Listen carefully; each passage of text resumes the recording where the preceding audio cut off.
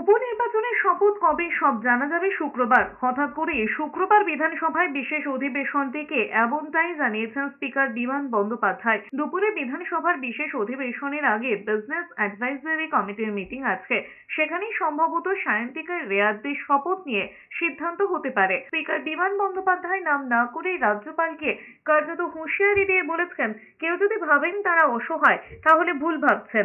বিধানসভা রাজ্যপালের উপর নির্ভর করে না।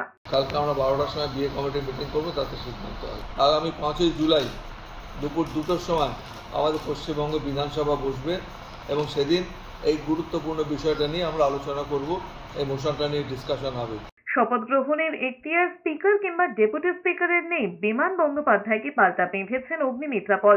বিজেপি বিধায়ক আরো বলেছেন, তবে এ রাজ্যে মুখ্যমন্ত্রী সংবিধান মানেন না, তাই যা ইচ্ছে হতেই পারে। সংবিধান বলছে যে আমাদের মহামহিম গভর্নরের পুরো এখতিয়ারের জুরিসডিকশনে এই শপথ গ্রহণ তিনি নিজে চাইলে নিজে করাবেন, বা তিনি যদি কাউকে দিয়ে করাতে চান সেটা উনি ডিসাইড করতে পারবেন। স্পিকার মহোদয় বা ডেপুটি স্পিকার বা চিফ মিনিস্টার কিন্তু এটা ডিসিশন নিতে পারেন না। এখন দেখুন, এখানে তো সব কিছুই সম্ভব, কারণ আমাদের মুখ্যমন্ত্রী এবং মুখ্যমন্ত্রীর কথায় আমাদের স্পিকার মহোদয় চলেন, সংবিধান মানেন না।